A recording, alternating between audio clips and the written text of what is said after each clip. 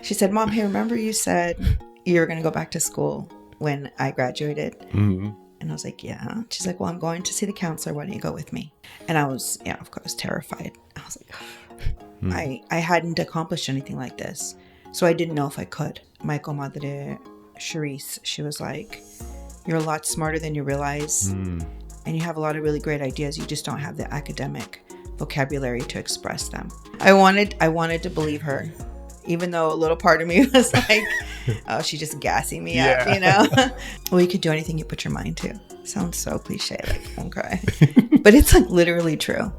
It's really true. If you focus on something and you want to get it done, you'll do it and you get it done and you're like, wow, if I can do that, what else can I do?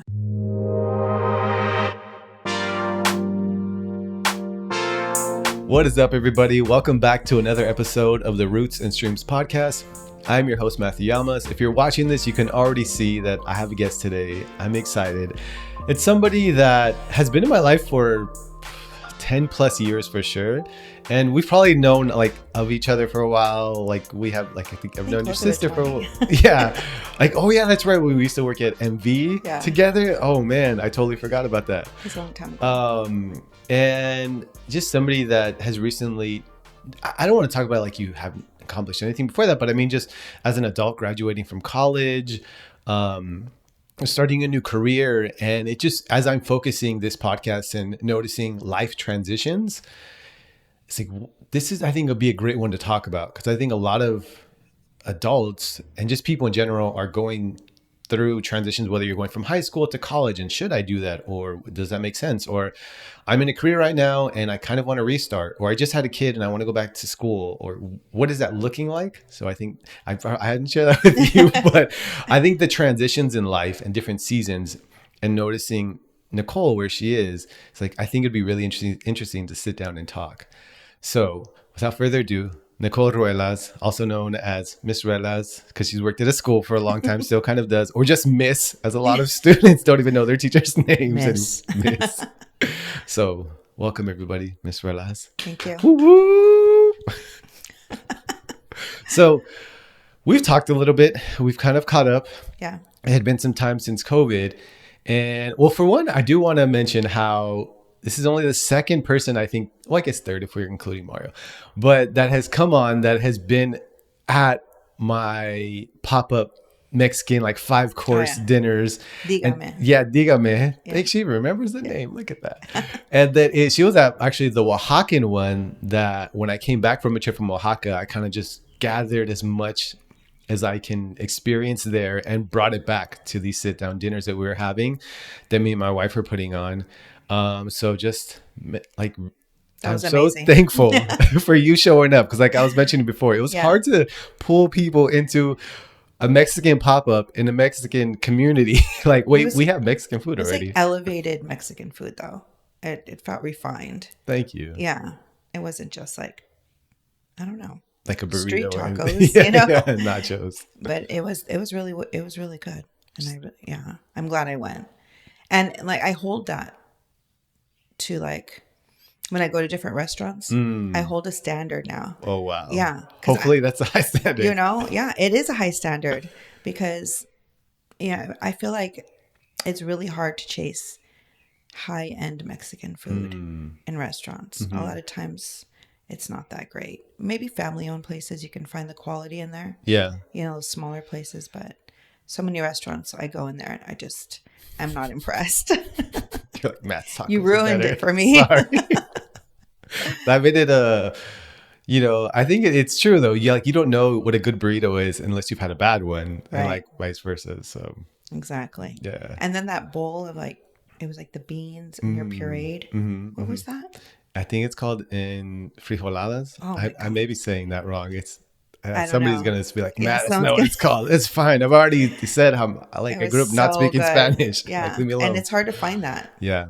Unless it has like someone's mom beans. makes it. So when I ate that one, I was like in this, the Mario's dad's like little kitchen dinner place in like their small town in Oaxaca, in like a wooden shack. Nice. And like maybe one light. and like a little bottle of mezcal, and they're Super like, authentic. yeah, the cheese. They're like, the cheese was from the cow you can hear outside. Like, oh wow, this is dope. That's really cool. Yeah, so that's where Wow. I got, and Yeah. that's all we had for dinner. It was just like Yeah. that meal. Yeah. It was really good. So I'm gonna jump into it. Okay. I've kind of prepped you a little bit, and one thing that I want to we'll talk about, and we can like just stem off from there. And you mentioned it when we were talking before, how you really chose like what you were doing for a while, which was being a TA in the classroom. Mm-hmm. And so tell me what motivated you to go down, like choose that career after having your daughter. So Right. Well, actually, I got into it right out of high school. Okay. Yeah, I had at the time I had a friend. Her name was Betty. Mm-hmm. She's since passed, but she was a special education paraprofessional, and then she went on to become a healthcare assistant. And I was dating her son at the time, Okay. and she encouraged us to apply to LA Unified. Mm-hmm. And I had experience working with kids. I came from a big family, and my mom was a child development professor, so Oh, I was okay. exposed to children and all of that. And so I thought, okay, might as well just try. So we applied, and to get in was like, you needed a high school diploma, and you just had to take a test and, do a background check and all that. And we started doing it as substitutes, both Okay. he and I. And we just did it for like a lot of years. And it was easy and it was convenient for when you're young. Because, you work when you want to work, you make your money, and then you don't call in for a job because you're a sub. Especially the sub one. Yeah. Yeah, you want to take a week off, you take a week off. So I love the flexibility of it. And it came natural working with kids for me. And then when I was 25, I had my daughter. And I thought, okay, I need to take life serious now. No, we're just subbing in when No, I we're need gas money. Yeah, exactly. And I started really working full time. And I worked with preschoolers in early ed classes with disabilities like Down syndrome. And, they were on the spectrum. At the time, they would just say they had autism. But now Okay. we say they were on the spectrum. Right. Youth with, ID and intellectually disabled. And I did that for a lot of years, and then got into middle school. And that's where that was my spot. That was your jam. Yeah, that was my jam. And I stayed there. And it was convenient. It was for a single mom. I was never working when she was out of school. We had all the same vacations. I didn't have to work nights. So it was the right thing for me as a single mom, Did you have motivations for going to college at that time, or did you try around that time? Yeah, before I had her, I was going to school. Okay. I went to Mission, and I was administration of justice major. I knew I liked the law, but I didn't know what I wanted to do with it. But I understood that it just every time it didn't feel like work. Right. I enjoyed the reading. I enjoyed the assignments, the discussions, but I didn't know exactly what I wanted to do. I knew I didn't want to be a police officer or anything like that, but I knew I wanted to participate in the law. I just didn't really have a real good comprehensive understanding of all the different jobs that were available within it. And once I had her, I didn't want to go to school at night and leave her with somebody else. Yeah. So I did take a class here, take a class there, but it was always hard to find someone that I trusted to leave her with and have consistent babysitting. And I wanted to really have an influence on who she was going to be and not just leave her for hours with other people and not be present. So I just decided just to work and focus on being her mom. And was there a point where you can kind of say, I'll go back to college at this point, or where that desire was coming back, or you were kind of getting more of a grasp on the world or what careers are out there, was there a time where you could see that, okay, I think I should go back to college, but I'm going to wait because of the things that you just shared right now about? Yeah, when she was in high school and we started talking about college, Mm-hmm. I told her when you graduate, I'll go back. Hmm. And so she graduated, Mm-hmm. and then a year passed, and she was getting ready to go enroll in her semester, and she reminded me. She held you accountable. She said, "Mom, hey, remember you said you were going to go back to school when I graduated?" Mm-hmm. And I was like, "Yeah." She's like, "Well, I'm going to see the counselor. Why don't you go with me?" And I was like, "Okay, might as well." Yeah. And I went with her. They added up all the units from before, and they broke down a like an educational plan. If I went to school full time and took some class in winter, then I would be able to graduate in a year. Hmm. And In a year? I was From terrified from for from mission. for mission. Yeah, Yeah.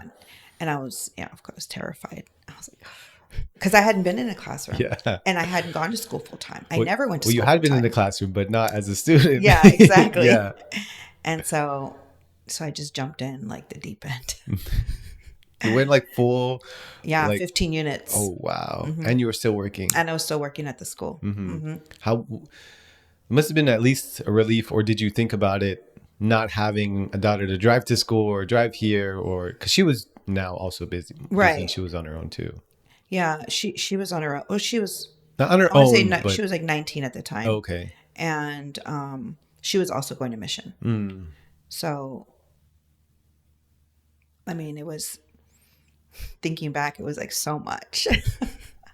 But I had a really good support system with the teachers that I worked with. They, a few of them were really close with me and they encouraged me. Mm. And I think that my confidence and like my abilities was really low. I hadn't accomplished anything like this. So I didn't know if I could. Right. And they saw something in me, and my comadre Charisse, she was like, "You're a lot smarter than you realize. Mm. And you have a lot of really great ideas. You just don't have the academic vocabulary to express them. And that's what you're going to get by going to school." And I was like, okay, whatever you say. I wanted to believe her. You're like, I'm gonna prove you wrong. Yeah. I wanted to believe her, even though a little part of me was like, oh, she's just gassing me up. But I went to school and I really like put all of my focus and my priority into school. And I let everyone know I'm not going to be hanging out. I'm not going to come around. School is my priority. And and I got dean's list like every semester. Good for you. Yeah, except for that last semester because of statistics. Oh, okay. I barely passed it. As long as you get it barely done. passed it with a C. C's gets degrees. Yeah. Yeah. So, and then every semester I got more and more confident. Once you saw you could do it. Once I saw I could do it. Yeah. And it's wild because you think like people say, well, you could do anything you put your mind to. Sounds so cliche, like, okay. But it's like literally true. It's really true. If you focus on something and you want to get it done, you'll do it and you get it done and you're like, wow, if I can do that, what else can I do? But it's true. We probably get more, you could do it. Anyone could do anything. Right. Then opportunities to go and do it and fail or to get maybe some of it done. Right. And I think that, and you talked about how the more you did it, the more you saw, okay, I can do this. What else can I do? And I'm wondering, trying to like, I know I had like a thought, your support group that was around you. So how was it? You talked about like having to cut off like certain things just to focus like on school. Right. But how was it for you, or were you aware of, okay, I was focusing on my daughter and making sure, she was safe, taking care of school, getting her through, at least high school. And then now like switching that energy to myself. Yeah. Mm-hmm. Right. It took a while for me to be able to, took a while for me to be able to focus on myself. It took a couple years. Oh, wow. Yeah. Cause I didn't know how to, I had never prioritized myself or put myself first. Obviously, being a single mom, I was on a limited budget. So all of my money went towards my daughter's clothes or whatever her needs and essential things were. Mm-hmm. It wasn't about what I wanted. It was about what was left over and I could make it work. And now, she's in school full time. She works full time. She's independent. And so I didn't really need to care for her. I'm there for her, but Right. I didn't need to care for her, Mm-hmm. So now is focusing on me and what I needed. And then figuring out what that was. That was also a thing, you know? And so, like, I think a big part of it too was I was ready to go to school. Mm-hmm. I was growing out of the job position I was in, and I was growing out of the life that I was in, and it wasn't comfortable anymore. I could feel the discomfort. Wow. And so I needed something new, a new challenge. And then as I completed my assignments and got these A's, and anything less than like 95%, I was like in tears. Oh my gosh. And everyone was like, you need to relax. And I did relax, but I didn't relax until like the last semester before I graduated from CSUN. Before statistics class. Yeah. I remember opening up my statistics grade and I thought I failed. And I looked at it and I was like, oh yeah, I failed. I got a D. Like I have to take it during summer school. Mm-hmm. And Sharice was like, what are you talking about? Look at it again. And I looked and it was a C and it was good enough to pass and transfer. Mm-hmm. But I don't know why I looked at it and I saw a D. I was just, and then I realized that she's like, it's a C, like you're okay. And then I was like, oh my God, I'm okay. Like I did it. I thought I was going to have to go to summer school, That was like an A+ in your book. Because stats was hard for me. Mm-hmm. But what's interesting though, when I got to CSUN, the professors there were so much more helpful than Mission. And I don't know if I've been told it's a gatekeeping thing. I don't know if they say they're trying to prepare you for a university, but I got an A in my statistics at CSUN, but it was criminal statistics. Mm-hmm. So everything had to do with criminology.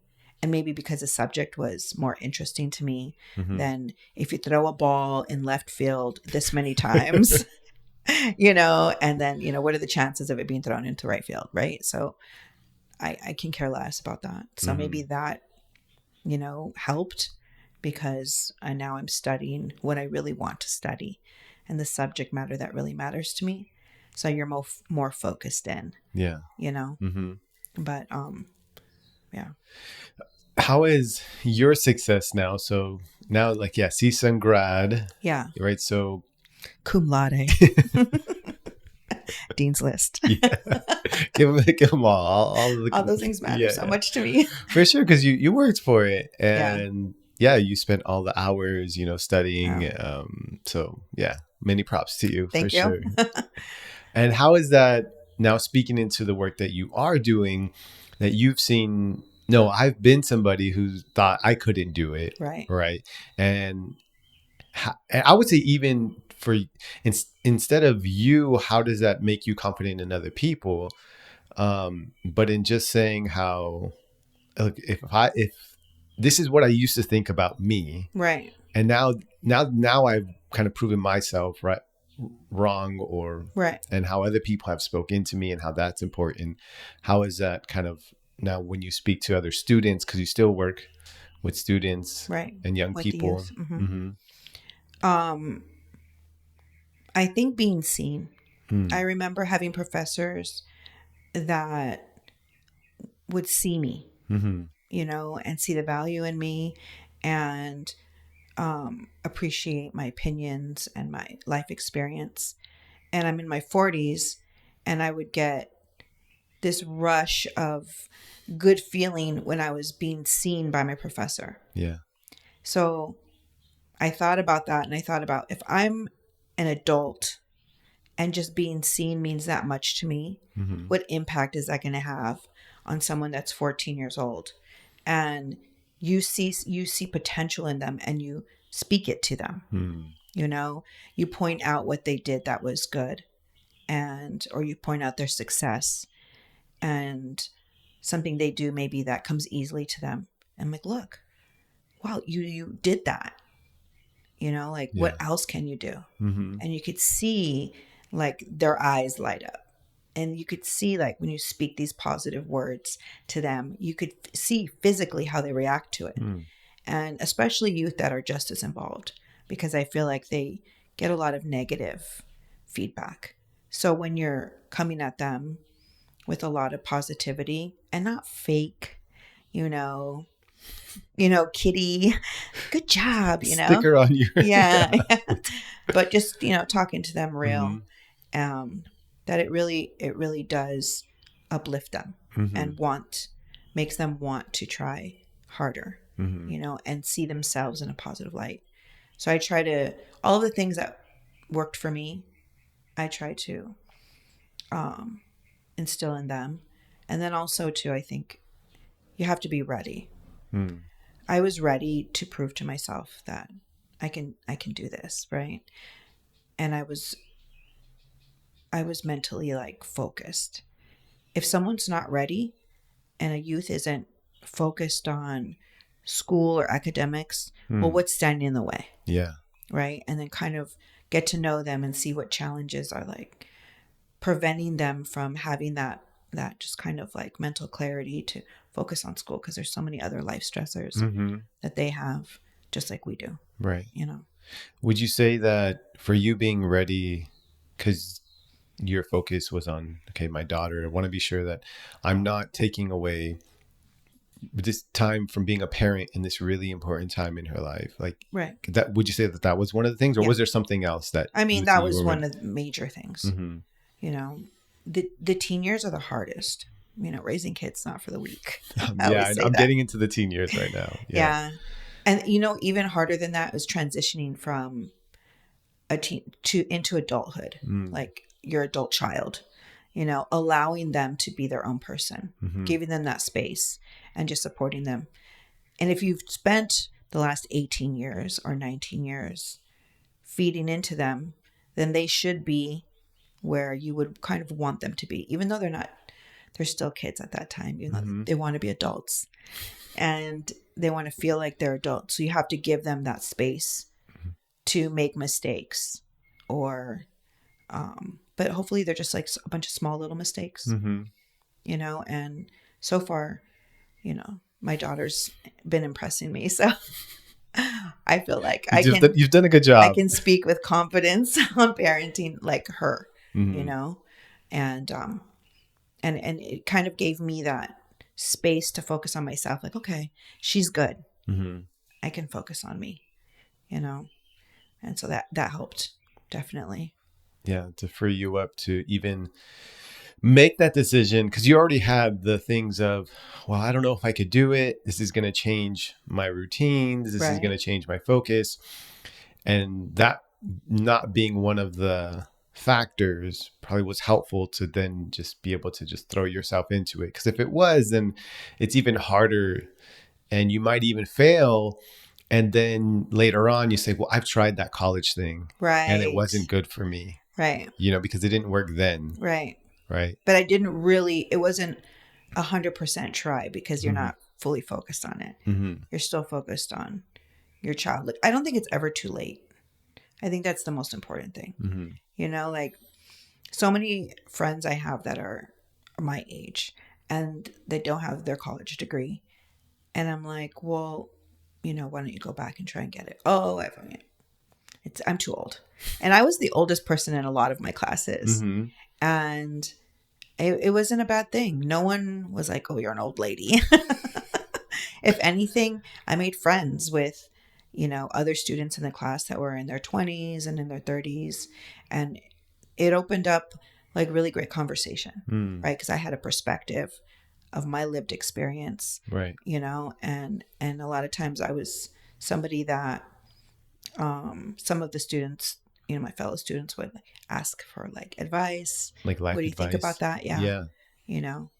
And I was the only one that wasn't scared to speak in class. So we'd be in groups and they'd be like, you share.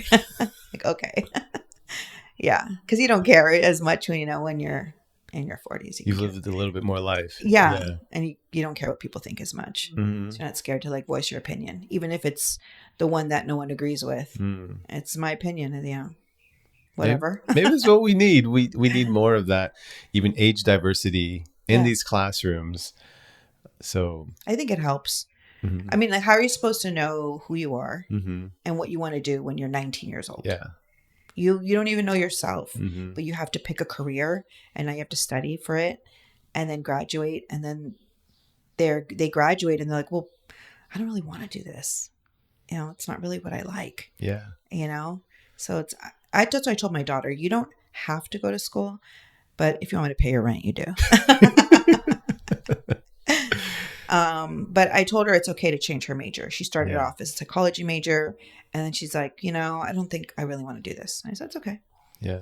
What class did you enjoy the most? She's like, I really enjoyed communications. I said, then change it to communications.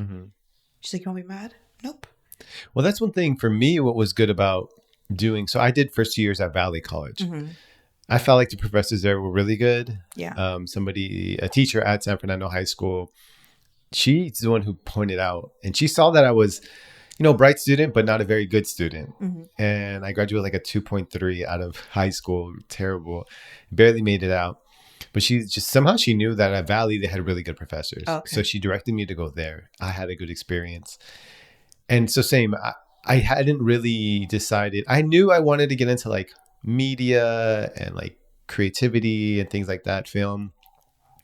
But I allowed myself to just do liberal arts, like just nothing focused.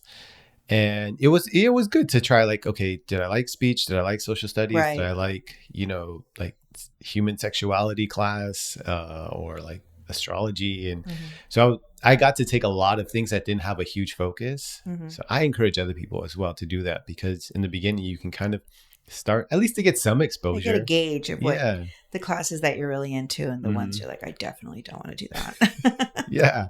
And that's still only a very limited, a choice of what you can do in this world. Right. Yeah. Right.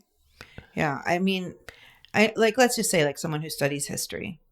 I like history, but like, what are you going to do with it besides be a teacher? Yeah, work in a museum. I don't know. You know, I'm sure there's careers, but it's not as broad as, something in the sciences or something like that. Yeah. But it's just what you're into. It's your life. You got to just decide what you want. Like I know for my daughter, she likes to do things and go places. Okay, the lifestyle you want is going to require you to have a certain type of income. So consider that when planning the career you want, If it's not a big deal to you, that's okay too. I just want her to be happy. Yeah. And being happy will change. Like, what is being happy today? And a lot of young kids, like, I want the car, I want the trips. Right. And then they start to realize, well, I don't want this job. Like, now I got to cut back on all those things. And, that's true. I want to say it kind of works itself out, because for me, I really enjoyed social studies. I really did, like, a lot. Yeah. And I thought, okay, well, I could just, minor in it or second major in it. But I'm terrible at school. There's no way I'm doing anything more than I'm already doing. It was like terrible at school because you just had like poor work habits? I would say partly, yes. I had poor work habits, and it was in high school. In college, it was a little better. In high school, I felt, or I convinced myself that like, this is just like daycare. Right. Like, why do I need to do this homework? Okay. So one example, it wasn't for everything, but like my math teacher, he didn't count any of our homework assignments. Like, that wasn't worth anything towards our grade. I hate when they do that. So I wouldn't do it. Right. And I was like, just pay attention in class. Math came pretty easy to me. It was pretty natural. And I would get like B's and A minuses on my tests. So I was like, I'm good. Like, I hate homework, probably because I just had work habits. I just wanted to go and play basketball and video games. Yeah. But he was pissed that I would not do my homework. I'm like, what do you want me to do? You don't count it, but you're angry and like, I'm getting in trouble for not doing my homework, but I'm doing good on my tests. So it's things like that. So if maybe everybody didn't count their homework, maybe I would have done a little better. Yeah. It was always homework. So I feel like there should be like some credit for doing so. It has to be an incentive. right? If there was a little incentive. But yeah, if they're not going to give credit at all, then what's the point of I even prefer assigning that. homework? Yeah, I You know prefer what no I mean? homework. It should just be like, these are the recommended, activities to do at home if you want to reinforce the skills. Or maybe if it would have been like, probably not, but I'm just throwing it out there. And this is me coming from as an adult. Like if I had done bad at the test and realized, man, I really sucked at this. And then, okay, well, here's what we're assigning you to help get better at that. Right. Like then I would have saw the purpose for it. Right. It would have made sense. But everything just had this routine of like, I got to go do work after I spent like 6 to 7 hours here at school. Yeah. Now I got to spend more hours. Like, when do I get to do some of my have a little bit of a life Yeah. as a kid, because life matters so much when you're a kid, right? And then nobody was giving me the answers. It was really hard for me to find the reason why I was in school when I was younger. And so that would really kill my motivation. I feel like a lot of kids are like that, though. Mm-hmm. A lot of kids are like, why do I have to even do this, miss? Who cares? Yeah. And I'm like, I get it, but it's just what we have to do. Yeah. You know, like, just get your high school diploma. It's going to be really hard if you don't. Mm-hmm. That's what I always tell them. But I think like who you are, your memories of school and education are about who you were when you were a teenager and your experience as a teenager. And then maybe in your early 20s, who you were in school. So those are your memories of being in school. Yeah. Because those were my memories of being in school. Like, oh, it's really hard. It's a drag. Why am I here? You know? Mm-hmm. But going back in my 40s was so different because I wanted to be there. Right. So I paid attention to every direction, every instruction, I paid attention in class. I remember being in my 20s and taking classes and being distracted. And the professor could be talking and I was just like looking out the window or scribbling in my book, not really receiving any of the information. Mm-hmm. So if I were to compare it, it's a completely different experience. There's nothing it wasn't the same because I wasn't the same. I was a different person. So the person you are like now is so much more mature and focused than the 20-year-old you. So school is not going to feel the same, even though that's the memory you have of it. Yeah. It's going to be different because you're different, you know? So if you were like to decide, oh, I want to go back to school, it wouldn't be anything like the experience you had before. Mm-hmm. And then now you're, grown enough to know, you know what? I struggle in staying organized, or I struggle with managing my time. And then you can set up like different skills or try and just be aware of it so that you don't. My thing is procrastination, I'm still struggling with it, but I made it work. And a lot of times I would have all week to do an assignment and it would be due Sunday, and Saturday I'm working on it. But I got it done, and I'd spend all day Saturday doing it. And even going to school and working, because there was a point at the end of CSUN, my last year, or actually my last semester, I was hired by the internship that I was doing my internship for. So they hired me full time. So I was still working at the school district, and I was working for the nonprofit, and I was taking my 12 units. Oh, wow. Yeah. So it was a lot. And there was like zero time for anything other than school and work. I get off of work, I go home, I'd be up till like midnight, 1 a.m, getting my assignments done. And I would try and like stretch them out for, okay, I know this class, all the deadlines are on Wednesday. And so that's all the class I would focus on. And then this class, all their deadlines are on Friday. So then I would only do homework, Friday night for that class. Yeah. And then the other classes would be like Saturday and Sunday were the deadlines. So I didn't see my family or my friends for like a good amount of time. But I knew I was close to the end. Yeah. And I knew it'd be worth it. I think that part for me, so I've thought about going back to school. Like, and so like you're saying, all the time, all the focus that you need. And it's not that you weren't interested in it or you were dreading it. You just knew like, okay, this is how I'm going to set it up. I know it's going to be really busy, but I know it's only for a certain amount of time. Right. I know I'm interested in it. Yeah. I know like I have enough. I don't have not that many other responsibilities outside of the things that I'm not trying to juggle really too much. Like these are my set priorities. These things I need to do. And for me, I feel like going back because I was talking about, I ended up focusing on multimedia and sticking with that because that was like what I was interested in high school and what seemed like I could be good at. But I had never thought about sociology.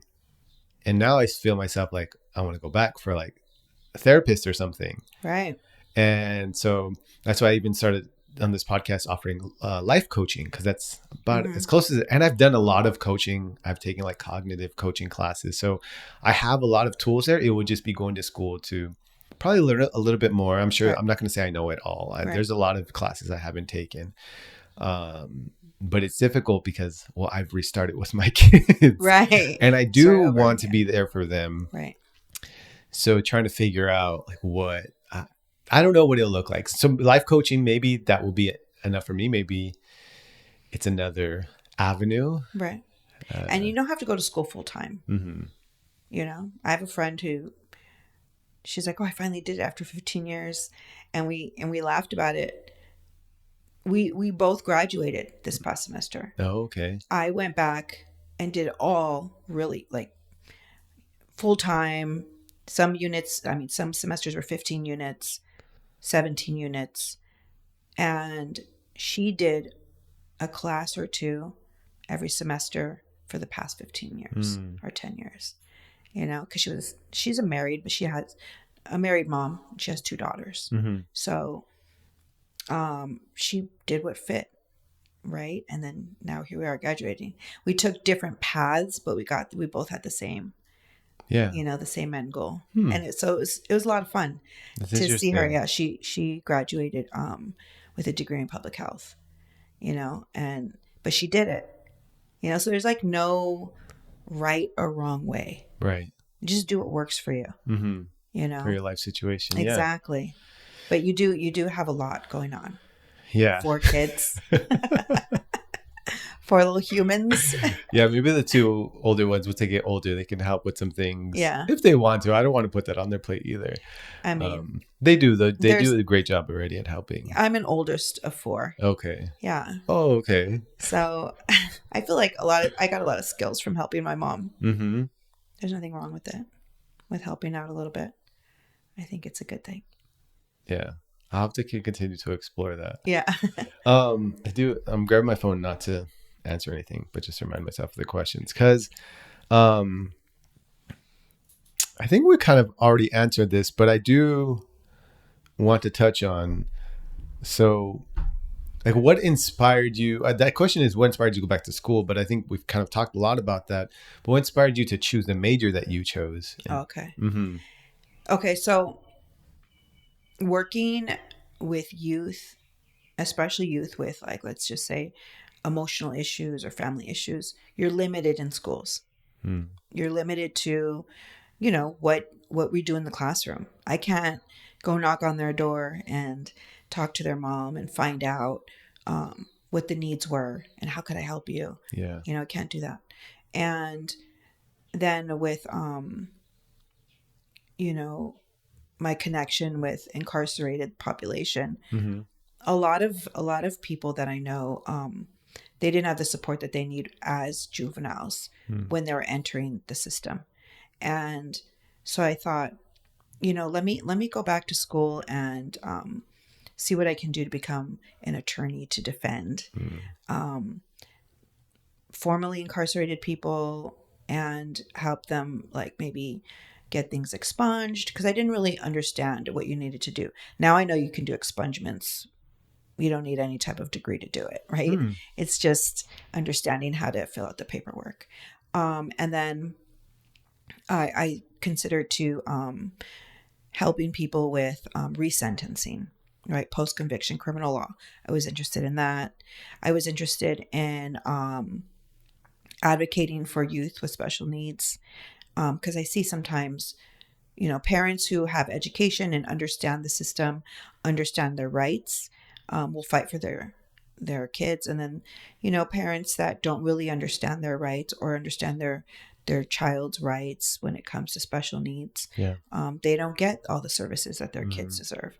And I'm a fierce, like, advocate for, you know, fighting for people that don't have the understanding or the money to fight, you know. to fight for themselves. So I thought I've always been kind of outspoken.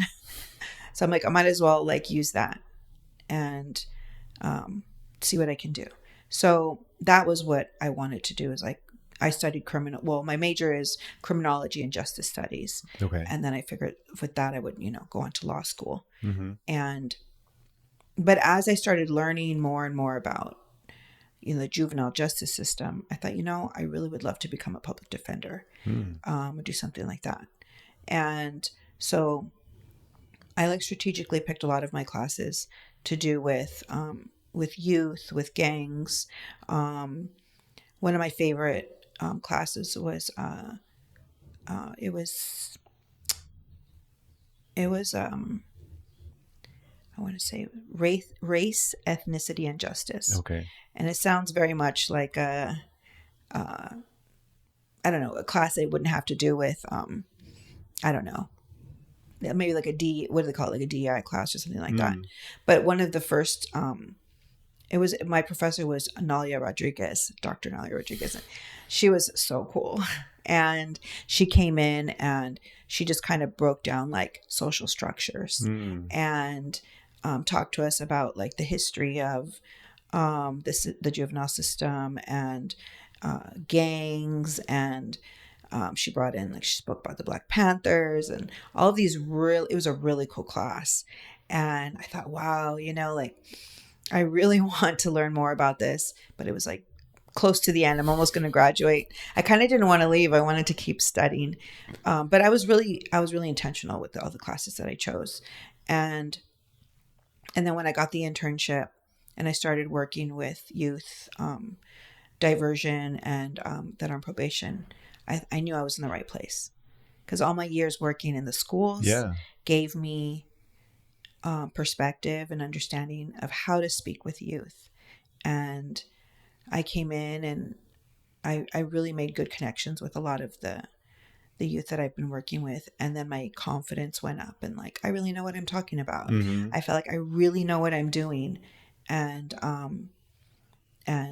I really, really enjoyed it. So now I'm just working, but I do want to start deciding what I want to do next. What's going to happen? Am I going to apply to law school, or should I go into a master's program?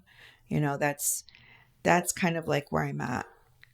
I don't know that I want to stay in this area or if I want to move. So there's a lot to navigate with that. A lot of big decisions. I mean, I think at least one thing, part of the transition that I talked about early on in this episode, is whether or not you continue to make different transitions, right? It sounds like you've been at least successful with the career transition, with moving more towards something that, I guess you said that you were uncomfortable where you were. Usually people say, I was so comfortable and I know I needed to change. You were like, I was uncomfortable with being so comfortable. Yeah. And I needed to. I needed more. Right. And so it sounds like you've been successful in doing that already. Right. And moving into this new career. And so there's that. And now you're like, yeah, what else can I do? But I think it's just so great that you've even made that leap and been successful. And it's great that now you're like hungry for more. I am. And I want to play a little bit and share as much or as little as you can. I'm not asking for anything, because I know you work with like people that you got to keep their privacy and all of that. But just from your experience with, like, I have the question here. So what do you think about people who make wrong choices and who might be deemed a bad person? Right. Okay. You're like, let me take a drink of water before that. Well, I mean, I think everyone makes bad decisions, right? So true. Everybody does. Yeah. And I think one thing I remember one of my professors saying was like, what's the difference between a youth that's sitting in a classroom and a youth that's maybe inside of a camp or detention? Is the only difference is one got caught. That's the only thing that really separates them, because so many kids can go out here and vandalize something, get into a fight, steal a car, shoplift, but they didn't get caught. Right. So what makes them different from the youth that did? you know? And so with that, like keeping that, you know, mentality and understanding, I think that everyone makes bad choices. Mm-hmm. And you know, if they learn from them, and if we're not too punitive about those, you know, about the punishments, then they can grow and make better decisions. Right. But if we're quick to say, oh, well, you made a bad choice, you're a bad person, Mm-hmm. you need to be incarcerated now for a Yeah. year or 2 years, what are they learning? Mm-hmm. Where's the growth? Right. Right? And everyone makes mistakes, Mm-hmm. you know. And I guarantee you that if you look at a youth that makes a serious mistake, or makes a serious bad choice, there's more behind what they did. Definitely. Right? There's Mm-hmm. always something behind the scenes that we don't know about. Mm-hmm. You know, rarely do you see a child come from a really happy, loving, healthy home that goes and does something like that. Mm-hmm. And you can say, oh, well, this kid had a big, beautiful house and all the toys that they wanted, but were they being nurtured? Yeah. Were they given the attention that they deserved or that they needed? Right? A lot of times parents think that monetary things and, you know, a big home, family vacations, buying their kids all the games that they want is giving them a good childhood. Mm. Right? But that's not everything, you know, and sometimes overindulging can also be just as bad as neglect, you know. So I think that if we move from a place of understanding and empathy Mm-hmm. and try to see past what the action was, then we'll be less inclined to categorize people or put kids in boxes and say that's a bad person Right. or a bad kid just based off one action Mm-hmm. or a few, you know. Right. I love that response because it's about we all make. I think you're so right. We all make bad decisions. Right. I can totally. I'm old enough, and it's been so long. Like I don't think I've ever. I probably sold like a pack of gum or something. But I remember one time, and I've shared it with my kids, and I try to share with them as much as I can when it's relevant things I've done wrong. Right. But I remember being with some friends, and we were at the liquor store on like Polk and Glen Oaks or something, and they're like, "All right, just keep watch," and like. They were hiding behind a shelf and they were stealing all these Gatorades in their backpack.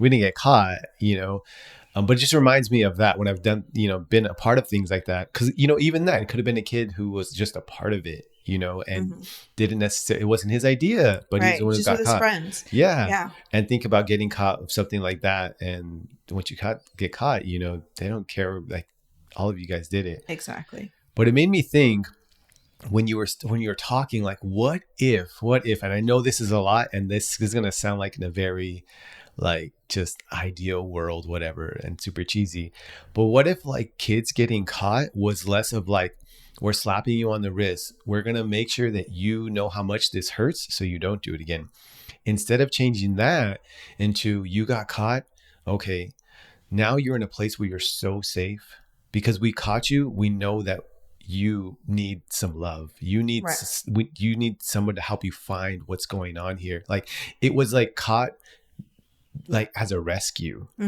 instead of caught as like a punishment, and like that this pain is going to make you go on. Instead it's like, we're going to like talk to you, we're going to love on you, we're going to make you this great person as best as we can for as long as you're in here to just go out into the world. And now you're going to have maybe a little bit of what you were missing because you were caught, and it's a good thing that you were caught. You're gonna figure out your needs. Yeah. Right. Yeah. And usually too that they're acting out or they're doing what they're doing because they want that. They want someone to step in. They want someone to notice them. That would be amazing. You know, I think that we were kind of moving in that direction a little bit, in the justice system with youth and trying to find, you know, therapeutic based programming for them. But you know, the pendulum swings, you know, politically with what people want, to see. And for some reason, it always swings back to the stricter punitive. And it's like, can we look back on history and see that that doesn't work? But I mean, that's what I try to do with the diverted youth that I get, in my case, with the kids that I get access to. And I try to not focus so much on what they did, but more why they did it, and pay attention to, what their needs are, and just get to know them.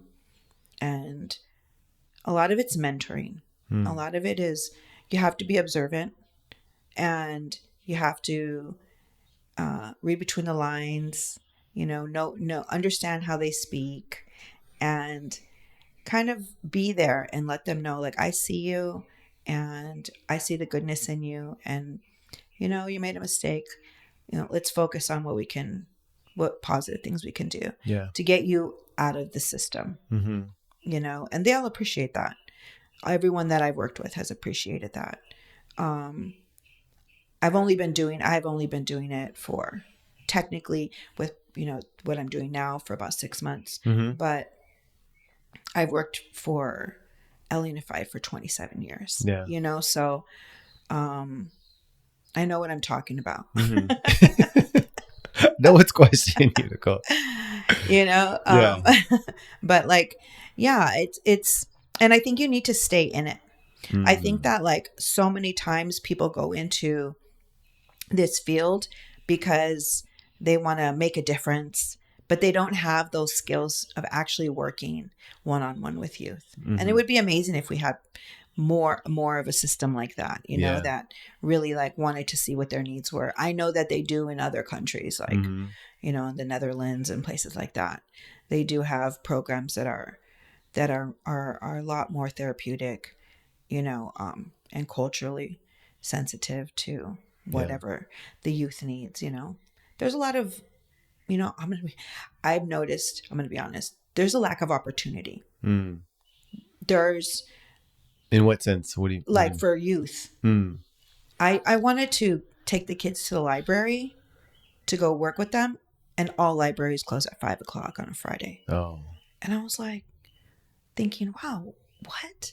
Can you imagine if libraries were open till at least 8 or 9? Yeah.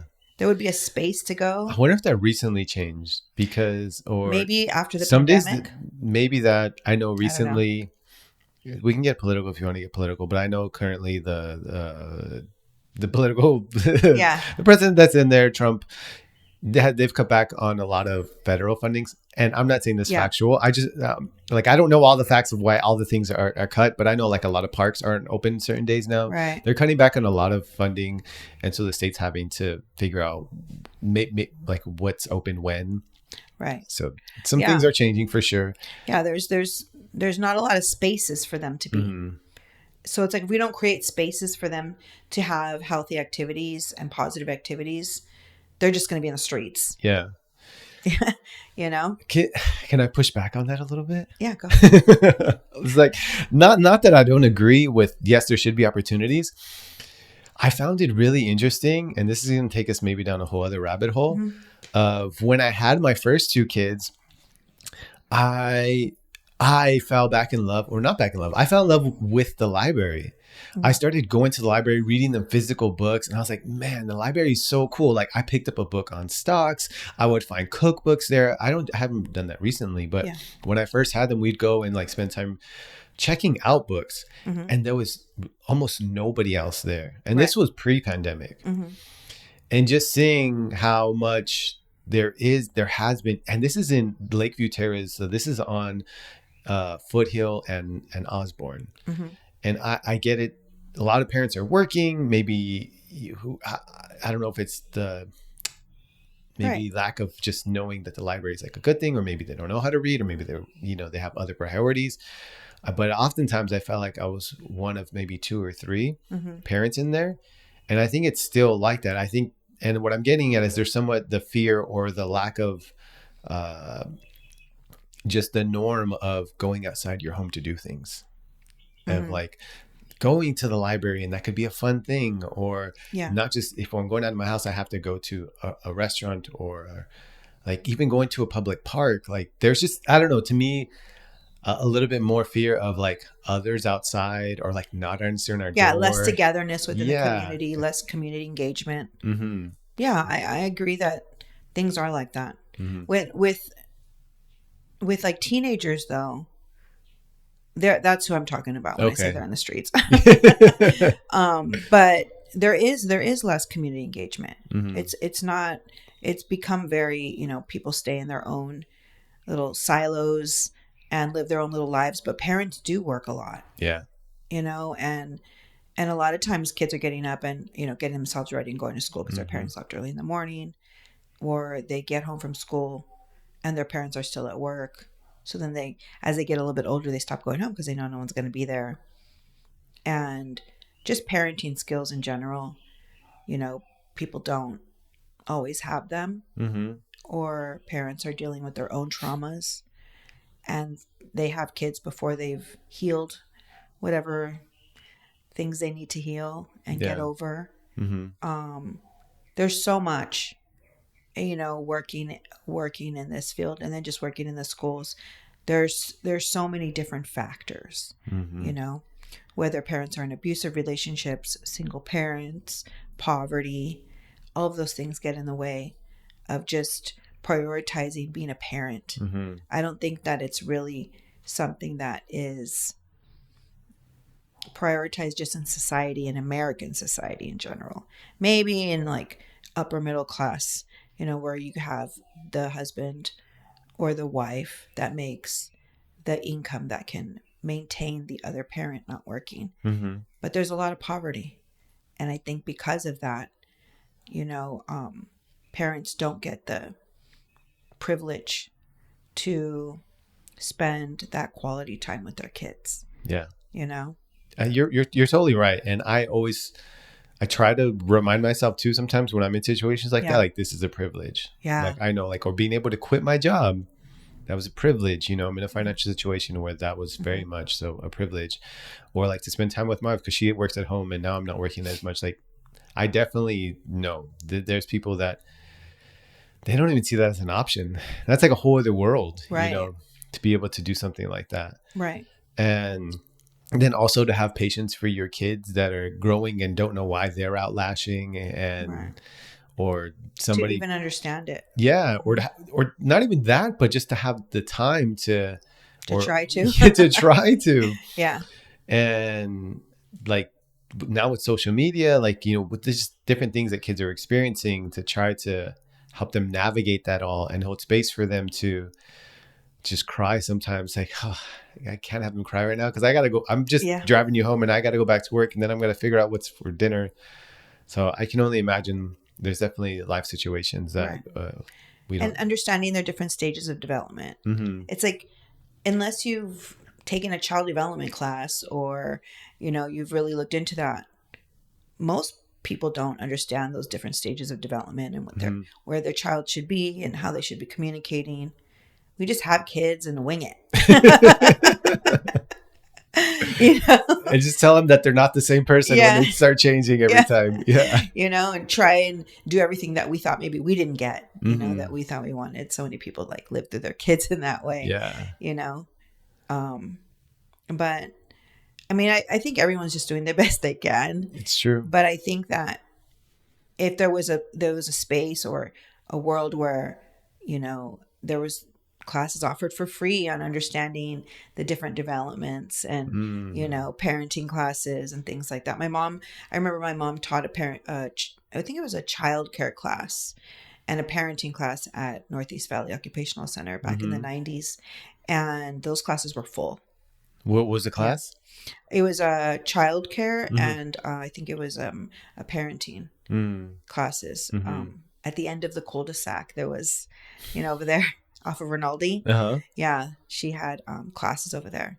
And I remember going in because I was a teenager, and I'd walk in and they'd be full, packed with young parents, older parents, people that wanted to work with kids and people just that were, stay-at-home parents, things like that. And I don't know that that's still offered. I don't see it. You know, Yeah. I haven't seen it.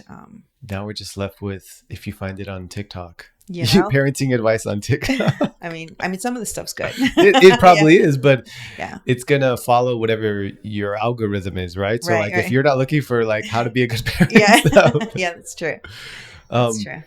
no, but you make me think. So I'm not necessarily in that space. You still are of schools. We know each other. I think Yeah. like we know each other because we worked in Yeah. the same middle school together.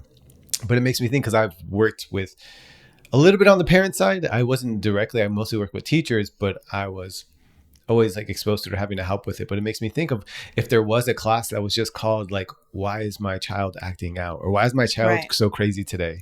Right. Like whatever, like flash it up to make it sound Mm-hmm. interesting. Mm-hmm. Parents would probably like, you know what? I want to know like Yeah. what's going on. Am I missing something? Right. Is there something developmental? Is there something at this school in particular that I Mm-hmm. need to look out for? Is there something in this demographic that of this community? Is it Mm-hmm. with their technology? Whatever it is, it could be all of those things. And sometimes I think this is where some schools get maybe intimidated is that they feel like they have to have all the answers. Mm-hmm. And I feel like it's more so like, no, just hold space so people can talk about it. Right. And it's because even the fact of knowing that they're not alone Right. is helpful. Like, oh, this parent. Having other parents to talk to. Exactly. Because oftentimes we think, and I'm going to kind of connect it to the being seen part that you were talking about, is like the reason why we don't really even see ourselves, like, because I think that everybody has a podcast. So Right. why should I have a podcast? Mm-hmm. And thinking, so shutting down myself, right? Or Right. like everybody wants to be a chef or everybody wants to be the therapist these days, or Mm-hmm. like whatever, and not seeing yourself in it. Or, everybody like I'm kind of useless and, I don't know how to do certain things, right? Us as young people and not seeing the negative self-talk. yeah, for Mm-hmm. sure. And whatever it is, like whether you're just like diluting what you can do, Minimizing yourself, right? yeah. And as a student, I would think it's like, well, this is the way I am. This is the situation. And you're just telling yourself all these things until somebody can come and point out some goodness in you, right? Or that, yeah, everybody has a podcast, but you can still join in and join the space and contribute to it. And it's going to be good, Mm-hmm. and telling a student something like that, like, yeah, like everybody has this skill, but just, you don't see that it's not that everybody has a skill, that you have some skills that are particular and you're not even seeing yourself, right? Because nobody's pointing them out. Right. And they may tell you right away, well, everybody can do that. Like, no, not everybody got like, a B without studying in that math class, right? But we just think oftentimes our skills are just whatever. Right. Mm-hmm. And no one, like you said, no one points out the positive things. Mm-hmm. I mean, because schools are understaffed. It's true. Yeah, I'm not blaming schools here. No. But no, schools are understaffed. For sure. They don't have social workers. They don't have enough, counselors, teachers, teachers' assistants, all of those things. Mm-hmm. So it's like really, really, it's really, really hard right now. Mm-hmm. And I think that it's been cut even more, so it's unfortunate unless you have an administrator that really thinks outside the box and tries to bring in, my stomach's growling, and tries to bring in, different ways of bringing in different organizations. But I know specifically for Unified, they make it really challenging to bring in outside organizations to help and assist with the schools. But there's all these other options now, all these charter schools and different, I don't know. Yeah. I don't really pay attention. I'm not really in that. But. There are, and there's so many nonprofits and teachers, and it's hard because you yourself, who's feeding into the teachers, right? Mm-hmm. Or who's feeding into the people that are trying to speak into the kids. And I think, I don't know if you would agree, is like, you've said it a couple times, like speaking positivity into each other. Holding a culture like that at a school, at a nonprofit, hopefully, instead of, I get it, you do want to put on that class or the homework help or to teach them how to use some tool, but can we just take also a moment to just make sure that student gets seen right by whoever is working with them today, and it's hard when you have 160 students. I get it. Actually, I'm a big believer in that. Maybe middle schools can like work in cohorts, and the fact of like you move with them. I wish school was like that in general. School is like that for me because I went to a Waldorf school. Yes, Uh, I thought I might get there with that yeah. question. Yeah, I went to a Waldorf school. So I went to What's Highland a Hall. Waldorf school?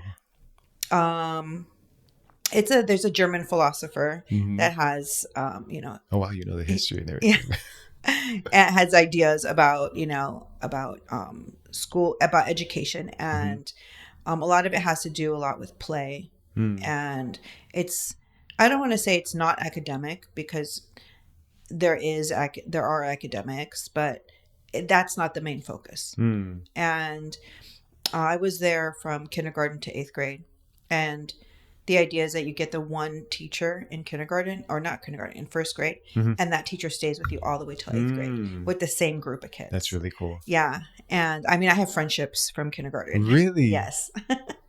And I still talk to a lot of quite a few. It's not a big group that I went to school with, but I'm still, connected to quite a few of them.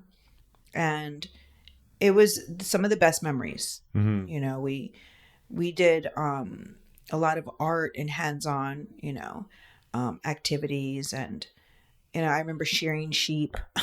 Shearing sheep? Yeah, I remember we went to go shear sheep. We learned about Greek mythology. We had like wood crafts, that we would do, and making wax candles. And, but then we were also learning, about different cultures. And, I think the hardest part for me and why I left was because I was like one Latina, one Chicana in my whole class, but it exposed me to other cultures outside of my neighborhood. Yeah. And which is a good thing, because I feel really comfortable now being around anyone. And a lot of my friends had different, socioeconomic, privileges that I didn't have. Because a private school, right? Yes. Yeah. And I was the only kid from San Fernando that went to that school. And at the same, it gave me perspective on what having money can do, in terms of like opportunities for your kids, but then also that it doesn't bring happiness, and we're all just, I think kids and all youth just want to belong. And if you feel like you are a part of a community and belong to that group, then you're gonna make better choices, and you're going to really enjoy your youth. If you feel like you're alone, it's a lot harder. I think having a group is really important, no matter what kind of group it is. Whether it's your school friends or a sports group that you're in, or like you have your little group of friends that likes to read specific types of books, whatever it is. I think being a part of that makes a big difference. Being someone who went to Waldorf school, it kind of defines my childhood. I understood what other different religions were outside of just, Christianity and Catholicism, because that's all I see in my neighborhoods. Right. But like I was exposed to, like I had friends that were Muslim, and I had friends that were Jewish. And so it really exposed me to like, understanding that everyone is out here just living their lives, trying to be good people, and that was a perspective that I could confidently say a lot of the kids on my block when I was growing up didn't get. Sure. Yeah, they didn't have exposure to that, Over there on Pico Street. yeah, exactly. And that was another group to be a part of. Right. That was a really safe place. Also, maybe from the outside world, it didn't seem like, living on Pico Street in San Fernando, probably like, oh my God, it sounds dangerous. But I never felt like it was dangerous. I always felt safe on my block. Yeah. I always did too. I think we recently learned that my grandma lived down the street from you. Yeah. And we walked everywhere. We walked to the liquor stores. We walked to Big Red, like the video game, like arcades. We walked to the park all the time. Yeah. And we just like let somebody know. And just as kids, we always just like walked in maybe like a group of like 3 to 5. And the interesting thing is that it was probably more dangerous then. Right. I get it. People No, it be was. like, people say, yeah, but you know, the world today, I don't know. I think some of the statistics I've looked at, I may be wrong. Completely prove me wrong. You know, whoever's listening or yourself, is that there was maybe more crime back then than what we're seeing today. But today feels, I get it. It feels more dangerous because maybe what we're exposing ourselves to, we constantly see all the documentaries and all the posts of this happen and we see way more fights. Because it's not even like something I like in my feed, but fights like on YouTube Shorts come up all the time. Like, why am I being exposed to violence that not necessarily, right? I think that kind of like conditions. What kind of fights? Like just two guys fighting in a parking lot. Oh. Kids record themselves fighting at school all the time, right? Yeah. And then they put it on social media. And so like I remember my YouTube Shorts, it used to be really bad. Like I had to like unlike, like, I don't know, it was really toxic for a while. And I'm like, dude, I don't follow any of that stuff. Why am I being fed just all these dramatic, like violent things? And I think it's partly because people, when you see that, you're interested. Like your mind's like, oh, that's interesting. It's like to see a fight. Like people pay to see boxing and UFC, and I get it. I'm a fan of that. But just of constant like shorts of people that are like violently fighting in a parking lot, like I would think that changes our mentality and our mind a little bit to what we're going to experience outside, or what our kids can experience outside, like stranger danger. And people don't talk to their neighbors. That too, like right? Even people to look out for you. Yeah, I remember growing up, my dad like watering the lawn outside and hanging out on a Saturday, and people are riding their bikes up and down, and like everyone on that block knew each other. Yeah. You know, and it was all families, all, you know, first generation, not first generation, but like they're all bought those homes brand new. Yeah. Single family homes. Everyone on that block owned their home, you know, and they all grew up there. It was the block that my mom grew up on. It was her mom's house. Oh, okay. So they were all like, you know, those homes were bought by those families and they stayed in those families. And so I think that sense of community is what made us feel safer back then, you know, because we knew your grandmother probably knew all her neighbors. For sure. Yeah. You know? So people watched out for people's kids. So there was a sense of safety, where now no one talks to their neighbors. They go in their house, they stay on their, you know, everyone has Ring cams and they watch everything from a screen. There's not that human connection. So that's what makes it feel. How do we encourage people to step outside? Yeah. That's like interesting. Step outside, know your neighbor. Yeah. You know, talk to people. I think that makes a big difference. Because, yeah, I remember at one point I was able to walk everywhere, but somewhere in the late 80s, early 90s, my parents got a little stricter. Oh, okay. They didn't want me because there were shootings like at Las Palmas Park. And there were drive-bys and things like that were happening. So it was like my parents were like, well, just, you know, just during the day. Maybe my parents or my uncles didn't hear about it, or they did, and they're just like, whatever. Because I hear that too. I've never experienced that at Las Palmas Park. Well, I didn't experience it, but I would hear about it. Or maybe because I was a boy. I don't know. Maybe, I don't know. But then you didn't live there. Your grandmother lived there. Yeah, but we were there like multiple. She also took care of me. Okay. You guys didn't hear gunshots or anything? Actually, I think we've heard of like a bullet going through like her house before once. Okay. But even with that, I think they still let us hang out outside, even like late at night sometimes. Yeah. Well, it's just my parents probably then because they were really strict.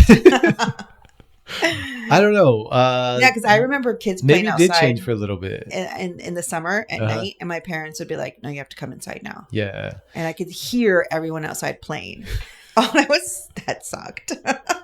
It probably was. I'm sure there was times where it was dangerous. That's what I'm saying. So it probably was more dangerous back then. A little bit. I mean, there's still gangs now. There totally are. Yeah, but I think that. But even for me, thinking about my kids walking so we live like a little bakery nearby. I've done it, but it feels so foreign. And I think the less and less we do it, the more and more it feels foreign, the more insecure we feel, the more dangerous it feels. Right. Because it's like we're only doing it once in a while. And you have to give your kids like the skills, the street skills, to know how to walk in the street and who like how to know when people look safe or and pay attention, like so that they're paying attention to their surroundings. I used to walk with my daughter to school because she went to, well, it's close by. Yeah. And I would be like, no, you're not going to listen to your headphones while you're walking. You know, if someone's walking behind you and it makes you uncomfortable, pay attention to that makes you feel. Step to the side, let them pass across the street. Yeah.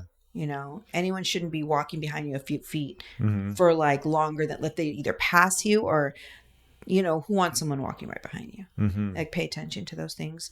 Like people with their hands in their pockets. And of course you don't want to be paranoid, but you also can't be like naive, you know? So I always talk to her about those things. I raised her on Law and Order. Oh no. Special Victims Unit. You and my wife. It's important, like all these little topics you could talk about, the things that could potentially happen, you know?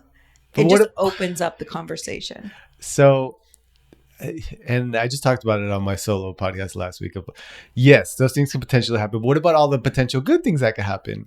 Like the person like say like I'm walking with my cousins and somebody gets hurt and we don't know what to do. And some car passes by. It's like, hey, like we'll help you like pick up C's on the floor. You guys need a Band-Aid, and they actually help us get back to our grandma's house. Like what are the like? But it's true. Knowing how to tell if somebody has good intentions, like don't just get in the car. It's like this guy got it's a skill that you have to practice. Yeah, or somebody like treats us to an ice cream outside. Like I think when we think of like all of the potential good things that can happen, it's like, oh, that's because they're a weirdo.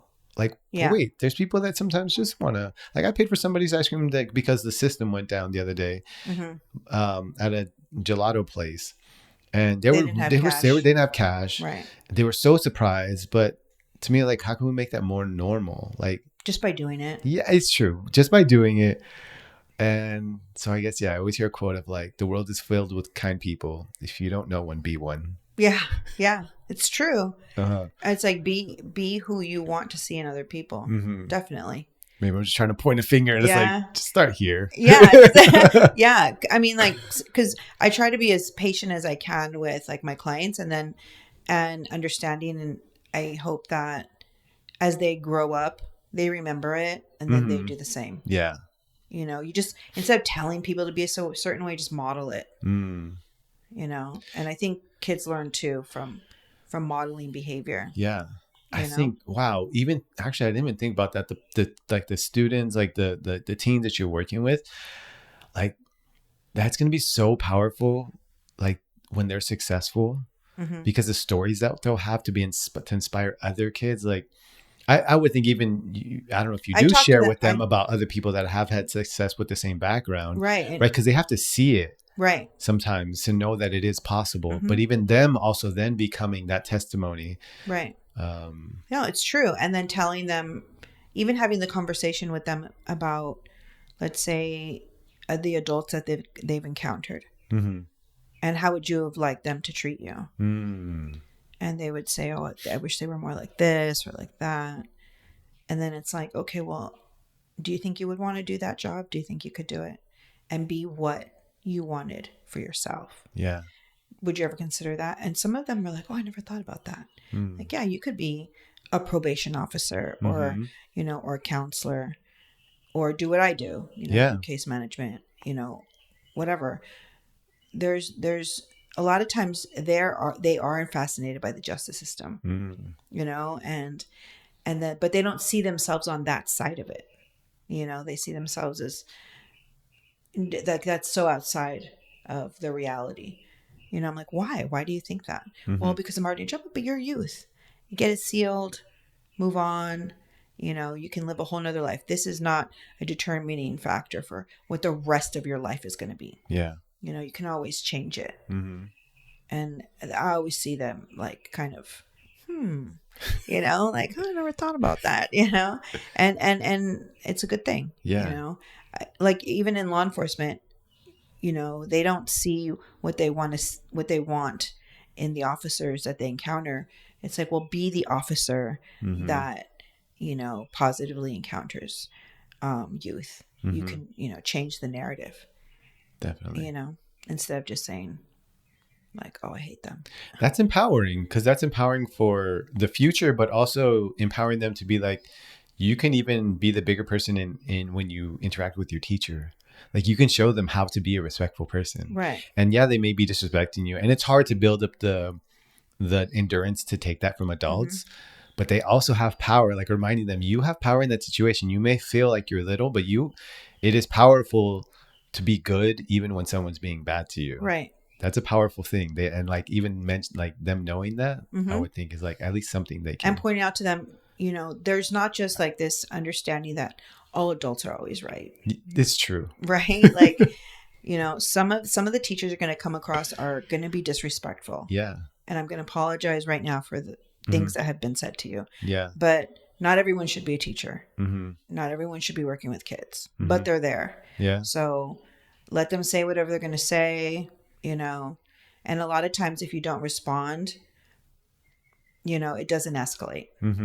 Sometimes you have to be the person to just kind of like, okay. And remind them, because if you don't, then you're not going to be able to help the student that, when you become a professional and that need your help when they're in that situation. This is about like, because sometimes they're just looking for a reason to kick a kid out. They don't even give them a chance. They walk in, they see, pro club, everything, Pro club. And they're just like, oh, you're here. Sit in the back of the room. Just don't disturb the class. They don't even try to see if they want a little extra help or talk to them like everyone else. Well, I'm glad to have you to help them be seen, though, like you said, because I think more students that are in that situation need something to kind of help prep them to go into that environment. Right. Because if they're just going in blind, it's just a cycle. Right. But if there's somebody that's telling them, you have power in this situation, even though it doesn't feel like it, or you have a future, or, speaking that positivity is very powerful. Right. Yeah. I enjoy it. I think you're doing a good job. Thank you. All right. Well, we're pushing at hour 45. I know you have some work to do and your tummy's grumbling. So it's because I didn't have coffee. So I sound like, I hope the mic didn't pick it up. Nah. You probably picked up all the trucks and everything. Yeah. So I didn't even mention that. So in the beginning that this is a totally different space. Everyone's be like, wait, because usually there's like, I'm in my son's bedroom and I was just like, that's my office. And I'm going to kick this thing off. And I don't care if I have a studio or not. But this is my mom's counseling studio. I'm using it. Going to be trying it out. But I want to thank you, Nicole, for coming on. Yeah, you are only the second woman to come on this podcast after my wife. And I encourage it. I know this may seem like, oh, it's more geared towards men. Like, I'm a man. I can sometimes only talk about things from my perspective. But I'm welcome for it all. I think we're all going through different challenges, different transitions, different seasons. And I think the more we can share about what we're going through, it can seem like, oh, Nicole did that and she was a TA. Well, I'm a TA and I've been thinking about going back to school, or I'm in a job and I'm just dreading going back to school. It's like, no, find somebody in your circle that can speak positivity to you, that can encourage you, hold you accountable. And Nicole, you're living proof of it. Yeah. I mean, basically. Well, thank you, everybody. Until next time, everyone. Peace.